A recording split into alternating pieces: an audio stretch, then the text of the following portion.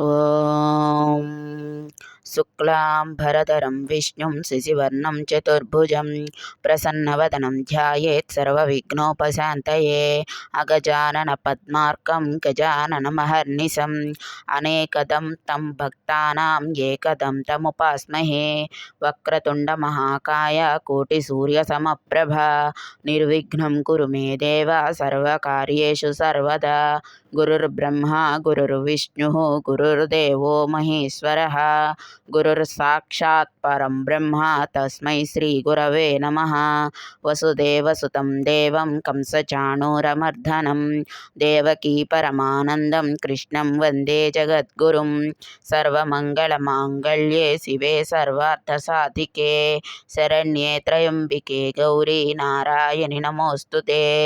జై శ్రీరామ్. దేవీ భాగవతం ప్రథమ స్కందంలో ఉన్నాము. ఇప్పుడు మనం చదువుకోబోయేది హయగ్రీవ వృత్తాంతం.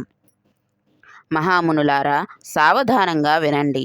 పరమ తేజస్వి దేవదేవుడు అయిన విష్ణుమూర్తి జీవితంలో జరిగిన ఒక అపూర్వ సంఘటన చెబుతున్నాను.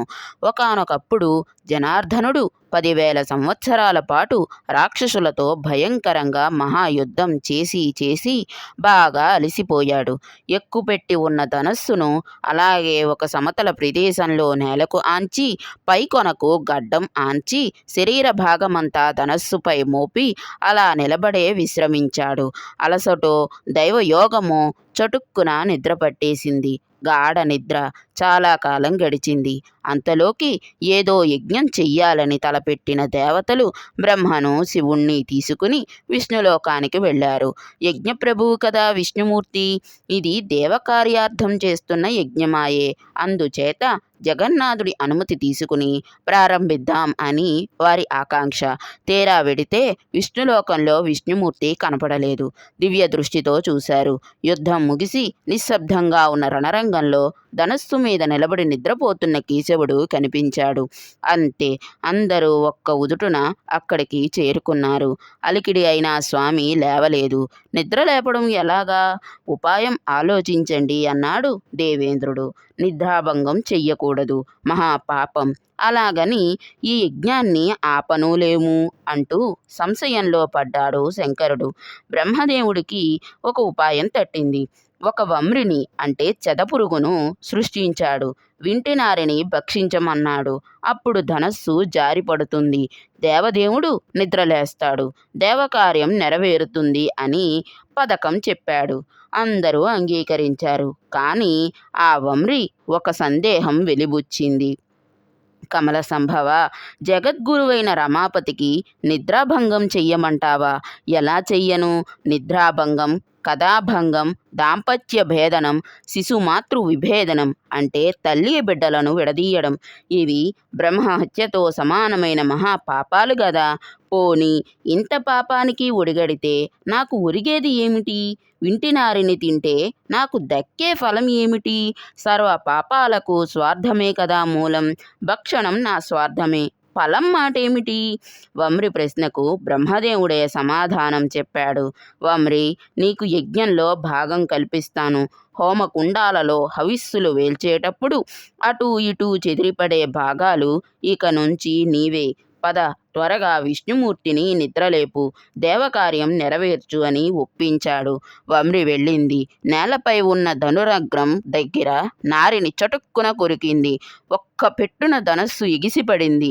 భేకర శబ్దం భూ నభోంతరాళాలలో ప్రతిధ్వనించింది. దేవతలంతా భయపడ్డారు. బ్రహ్మాండం సంక్షోభించింది. భూమి కంపించింది.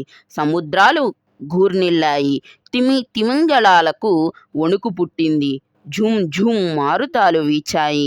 పర్వతాలు క్రక్కదిల్లాయి. అమంగళ సూచకంగా ఉల్కాపాతాలు, మహోత్పాతాలు జరిగాయి. హఠాత్తుగా సూర్యుడు అస్తమించాడు. చీకట్లు దట్టంగా వ్యాపించాయి. ఏమి జరుగుతుందో తెలియక దేవతలంతా కలవలపడుతున్నారు. తాపసులారా, ధనస్సు పై కొనకు ఆంచి ఉన్న శిరస్సు, దేవదేవుడి శిరస్సు, కుండల మండితమైన శిరస్సు త్రుటిలో తెగి ఎటో ఎగిరి ఎక్కడో పడింది. కొంతసేపటికి చీకట్లు విడిపోయాయి. బీభత్సం శాంతించింది. శిరస్సు లేని ముండం కనిపించింది. దేవతలు బావురుమన్నారు, భయపడ్డారు, నిశ్చేష్టులయ్యారు. జగన్నాయక, నువ్వు దేవాది దేవుడవు, సనాతనుడవు. ఏమిటి ఈ దారుణం? ఏమిటి ఈ మాయ? నీ శిరస్సుని ఎవరు ఖండించారు? ఏమైపోయింది? నువ్వు అచ్ఛేద్యుడవే, అభేద్యుడవే, అదాహ్యుడవే, అంటే అగ్నికి కాలనివాడవు అని. నువ్వు ఇలా అయిపోతే మరింక దేవతలలో మిగిలేది ఎవడు? అంతా మరణిస్తారు. నీ పట్ల మాకున్న ప్రేమ, గౌరవం, ఆదరం ఏమైపోయాయో? స్వార్థం ఆవరించి నిన్ను పోగొట్టుకున్నాము, ఏడుస్తున్నాం. మేము తలపెట్టిన యజ్ఞానికి ఇది యక్షులో రాక్షసులో కల్పించిన విఘ్నం కానే కాదు. మాకు మేమే చేసుకున్నాం. స్వయంకృతం. ఎవరిని నిందిస్తాం? అందరం పరాధీనులమే.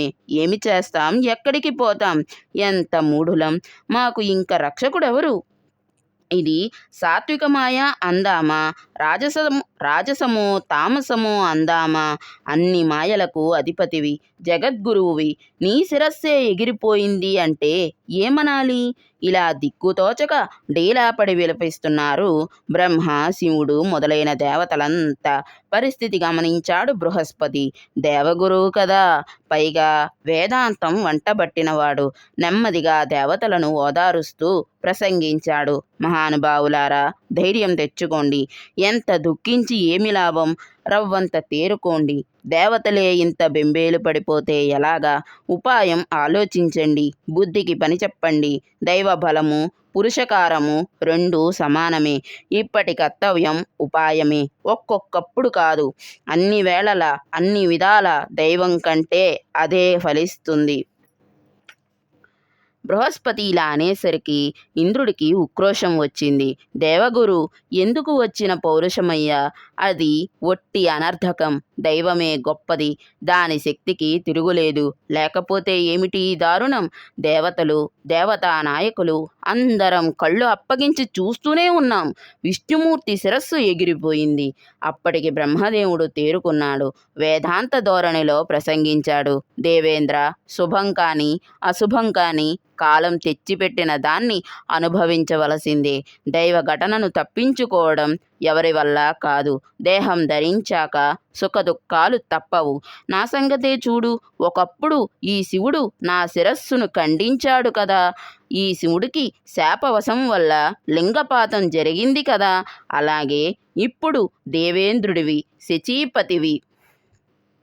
ఇప్పుడు హరి శిరస్సు ఏ సముద్రంలోనో పడిపోయింది. అంతా కాలమహిమ. నీ విషయమూ ఇంతేగా. సాక్షాత్తు దేవేంద్రుడివి, శచీపతివి. మరి నీకు శరీరమంతటా పొడలు రాలేదు? స్వర్ణ సింహాసనం నుంచి ఎన్నిసార్లు భ్రష్టుడివి కాలేదు? అక్కడ ఇక్కడ తలదాచుకున్నావు కదూ. ఎంతటి వాడికైనా కష్టాలు రాక తప్పదు, అనుభవించక తప్పదు. ఎవ్వడూ తప్పించుకోలేడు. అందుచేత అతిగా దుఃఖించక ఉపాయం ఆలోచించండి. సనాతని అయిన ఆ మహామాయను, మహావిద్యను, మహాదేవిని ధ్యానించండి. ఆ పరాశక్తి, ఆ నిర్గుణ, ఆ ప్రకృతి మనకు దారి చూపుతుంది. ఆవిడ బ్రహ్మ విద్య, జగద్ధాత్రి, సర్వలోక జనని. ఈ ముల్లోకాలలో చరాచర జగత్తు అంతటా ఆమె వ్యాపించి ఉంది. ఈ ఉపదేశానికి దేవతలంతా సమ్మతించారు. దేవి స్తవం ఆరంభించారు. బ్రహ్మదేవుడి 4 ముఖాల నుంచి వేదాలు మాతృసూక్తం ఆలపించాయి. హే దేవి మహామాయ, నమో నమః. నువ్వు విశ్వోత్పత్తి కారణానివి, శుభప్రదవు, నిర్గుణవు, సర్వభూతేశ్వరివి, జగన్మాతవు. శంకరుడంతటి వాడికి కోర్కెలు తీర్చిన దానవు. ప్రాణికోటికంతటికీ ప్రాణం నువ్వే. జీవకోటికంతటికీ ఆధారభూమివి నువ్వే. తెలివి, కలిమి, వెలుగు, ఓరిమి, శాంతి, శ్రద్ధ, మేధ, ధైర్యము, స్మృతి అన్నీ నువ్వే. ఉద్గీతంలో అర్ధమాత్రవు నువ్వే. గాయత్రివి నువ్వే. జయ, విజయ, ధాత్రి, లజ్జ, కీర్తి, స్పృహ, దయ అన్నీ నువ్వే. ముల్లోకాలను సంవిధానపరచగలిగిన దయామయివి, సర్వజననివి, లోకహితకారిణివి, వరేణ్యవు, వాగ్బీజవు, భవబంధ వినాశినివి. నమోస్తు దేవి, నమో నమః. త్రిమూర్తులు, అష్టదిక్పాలకులు అందరూ నీ సృష్టి. స్థావర జంగమ జగత్తులో నువ్వే ముఖ్యాతి ముఖ్యవు. సకల భువనాలను తయారు చెయ్యాలి అని నీకు అనిపించినప్పుడు త్రిమూర్తులను సృష్టిస్తూ ఉంటావు. వారితో సృష్టి స్థితి లయాలను జరిపిస్తూ ఉంటావు. నీకు మాత్రం ఈ సంసార స్పర్శ రవ్వంతైనా ఉండదు. నీ రూప విభవాన్ని గాని, నీ నామ సంఖ్యను గాని తెలుసుకున్నవాడు, తెలియజెప్పగలిగినవాడు ఈ ముల్లోకాలలోనే ఒక్కడూ లేడు. మామూలుగా చిన్న నీటి గుంటనే దాటలేనివాడు మహాసముద్రాన్ని ఈదుతాడా? హే జగజ్జనని, మానవులలోనే కాదు, దేవతల్లో కూడా నీ అనంత విభవం తెలిసినవారు ఒక్కరూ లేరు. నువ్వు అద్వితీయవు. ఒంటి చేతితో ఈ సకల మిథ్యా విశ్వాన్ని సృష్టిస్తున్నావు. దీనికి వేదవాక్కులే ప్రమాణం. ఇంత సృష్టి చేసి నువ్వు నిరీహంగా ఉంటావు. నీ చరిత్ర చిత్ర విచిత్రం. అమ్మా, విష్ణుమూర్తి శిరస్సు తెగిపడిందని నీకు తెలియదా? తెలిసి ఈ తాత్సారం ఏమిటి తల్లి? అతడు నీ పాదసేవకుడు గదా. మహాపాపం ఏమైనా చేశాడా? అది నీ పాదసేవ కంటే బలీయం అయ్యిందా? లేకపోతే కన్న తల్లివి ఇంత ఉపేక్షిస్తావా? దేవతలకు ఎంత విషమ పరిస్థితి దాపురించింది. విష్ణుమూర్తి శిరస్సు ఎగిరిపోవడం ఏమిటి? ఎంత ఆశ్చర్యం! బహుశా సకల దేవతలు చేసిన దోషాలు విష్ణుమూర్తిని కొట్టి ఉంటాయి. అందరి పాపాలను అతడి నెత్తిన పెట్టి ఉంటావు. లేదా మధుకైటబులతో వేల సంవత్సరాలు సాగిన యుద్ధంలో నా అంతట నేనే జయించానని విష్ణుమూర్తి ఏమైనా గర్వించాడేమో. అందుకు శిక్ష విధించావా జనని? నీ భావం ఏమిటో అంతుపట్టడం లేదు. ఒకవేళ సమరంలో ఓడిపోయిన రాక్షసులు తీవ్రంగా తపస్సు చేసి నిన్ను మెప్పించి ఇటువంటి వరమేదైనా కోరారా? అదీ కాకపోతే క్షీరరాజ సముద్ర తనయ లక్ష్మీదేవి మీద నీకు కోపం వచ్చిందా? భర్తృహీనను చేసి వినోదిస్తున్నావా? అమ్మా, నీ అంశతో జన్మించాడు విష్ణుమూర్తి. అతడు ఏవైనా అపరాధాలు చేసి ఉంటే క్షమించడమే సమంజసం. అతన్ని త్వరగా జీవింపజేయి, మమ్మల్ని ఆనందింపజేయి.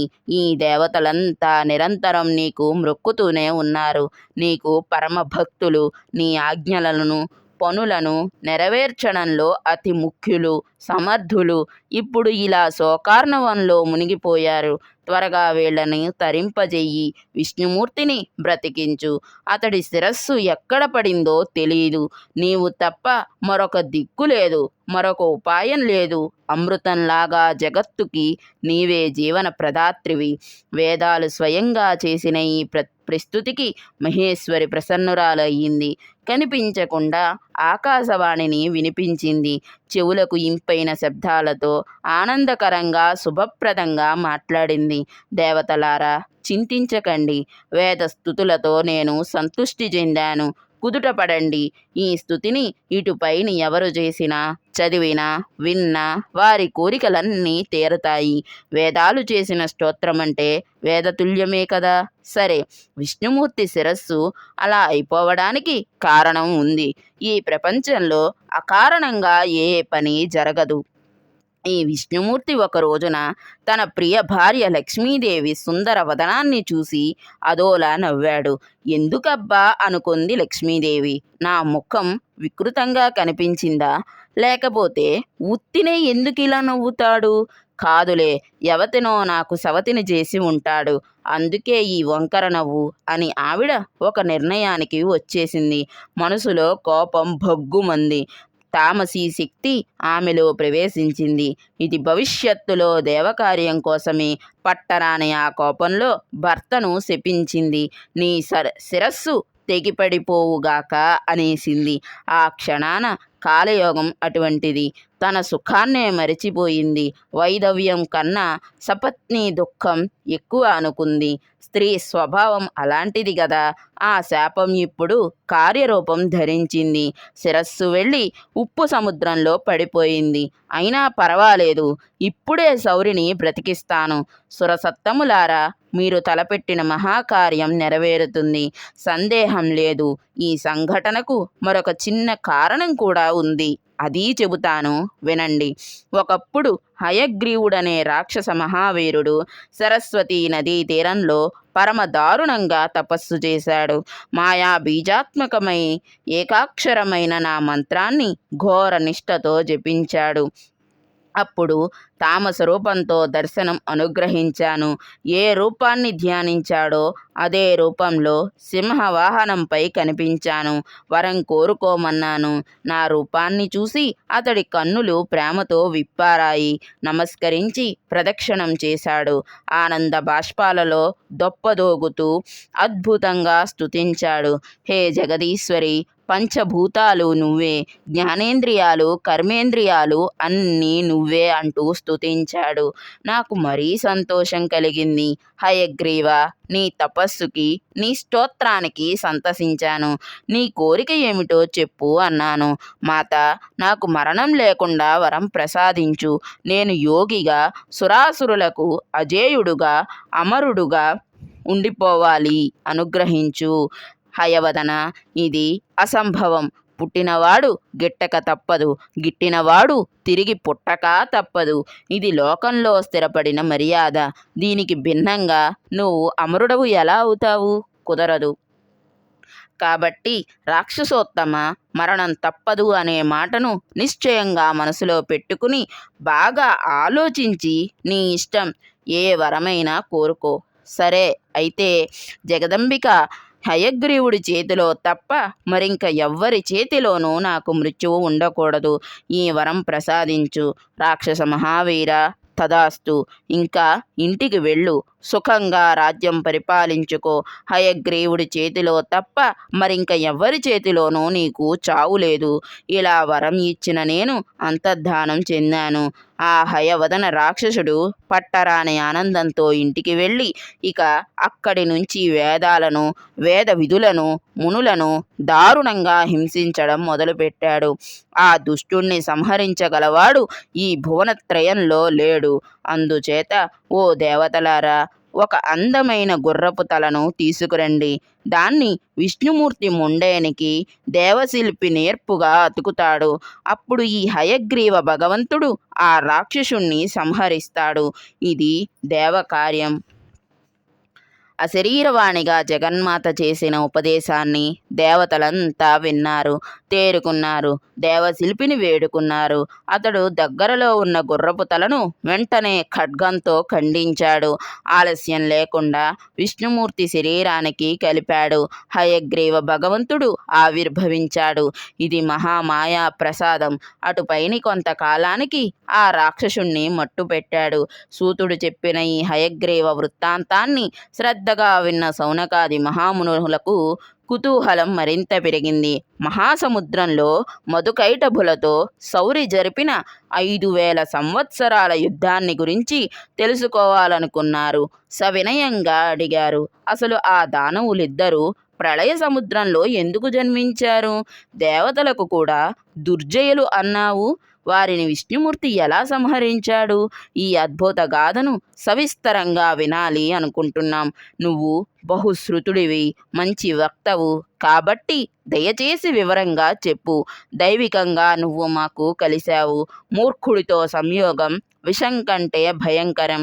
నీ వంటి విజ్ఞుడితో కలయిక అమృతంతో సమానం. నీ వంటి వారు చెప్పే విలువైన విషయాలను వినడమే ఒక గొప్ప వరం. అదే మానవుడి విశిష్టత. పశువులు చూడు, తింటున్నాయి, తిరుగుతున్నాయి, శారీరకంగా సుఖం అనుభవిస్తున్నాయి. వాటికి సదసత్ జ్ఞానం లేదు, వివేకం లేదు, మోక్షాసక్తి లేదు.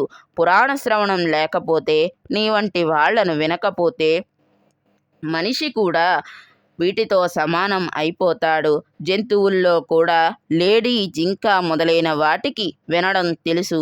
సంగీతానికి పరవశించిపోతాయి. పాముల సంగతి తెలిసిందే కదా. మనకున్న జ్ఞానేంద్రియాల 5 చెవి, కన్ను శుభప్రదమైనవి. వినడం వల్ల వస్తు విజ్ఞానం కలుగుతుంది. చూడటం వల్ల మనస్సు రంజిల్లుతుంది. ఈ వినికిడి కూడా సాత్విక, తామస, రాజస భేదాలతో 3 విధాలని పెద్దలు చెబుతున్నారు. వేద శాస్త్రాదులను వినడం సాత్విక శ్రవణం, సాహిత్యాన్ని వినడం రాజసం, యుద్ధ వార్తలు, ఇతరుల దోషాలు వినడం తామసం. అంతేకాదు మిత్రమా, ఈ సాత్విక శ్రవణంలో ఉత్తమ, మధ్యమ, అధమ భేదాలున్నాయి. మోక్ష ఫలాన్ని అందించే విషయాలను వినడం ఉత్తమం.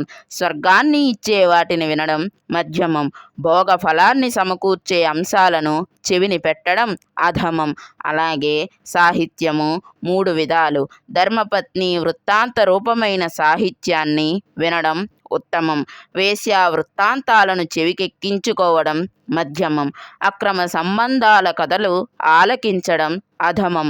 తామస శ్రవణంలోనూ ఈ భేదాలు ఉన్నాయి. ధర్మ సంస్థాపన కోసం దుష్టులను, పాపాత్ములను సంహరించే యుద్ధగాథలు వినడం ఉత్తమం. కౌరవ పాండవుల్లాగా ఏదో ఒక విద్వేషంతో ఒకరిని ఒకరు చంపుకునే చరితలను చెవిని పెట్టడం మధ్యమం. అకారణ కలహాలకు, నిర్నిమిత్త వివాదాలకు చెవులప్పగించడం అధమం. కాబట్టి ఓ మహామతి, సూత మహర్షి పాపాలను పోగొట్టి పుణ్యాలను సమకూర్చి శ్రోతలను బుద్ధిమంతులుగా చేసేది పురాణ శ్రవణమే. వ్యాస మహర్షి నుంచి నువ్వు తెలుసుకున్న ఈ మధుకైటభ వృత్తాంతాన్ని మాకు వినిపించు. దుష్ట శిక్షణ కోసం జరిగిన యుద్ధం కనుక దీన్ని వినడం ఉత్తమమే. శౌనకుడు ఇలా అడిగేసరికి సూతుడికి తనువంతా పులకించింది. ఆనందంతో కన్నులు చెమర్చాయి. శౌనక మహాముని, ఇంకా వినాలి అనుకుంటున్నారు కనుక మీరంతా ధన్యులు. ఇంకా చెప్పాలి అనుకుంటున్నాను కనుక నేను ధన్యుణ్ణి. సరే, మధుకైటభుల కథ చెబుతాను. ఏకాగ్ర చిత్తంతో ఆలకించండి. ఆయన మధుకైటభ వృత్తాంతాన్ని ఎలా చెప్పారు, ఏ విధంగా చెప్పారు, ఆ వృత్తాంతం గురించి మనం మరొక వీడియోలో తెలుసుకుందాం. స్వస్తి ప్రజాభ్య పరిపాలయంతాం న్యాయేన మార్గేణ మహీం మహిషా గోబ్రాహ్మణేభ్యస్తు శుభమస్తు నిత్యం. లోకా సమస్తా సుఖినో భవంతు. కాయేన వాచా మనసేంద్రియైర్వా భుజ్యాత్మనా వా ప్రకృతి స్వభావాత్ కరోమి యజ్ఞః సకలం పరస్మై నారాయణాయేతి సమర్పయామి. సర్వం శ్రీ ఉమామహేశ్వర చరణారవిందార్పణమస్తు. స్వస్తి.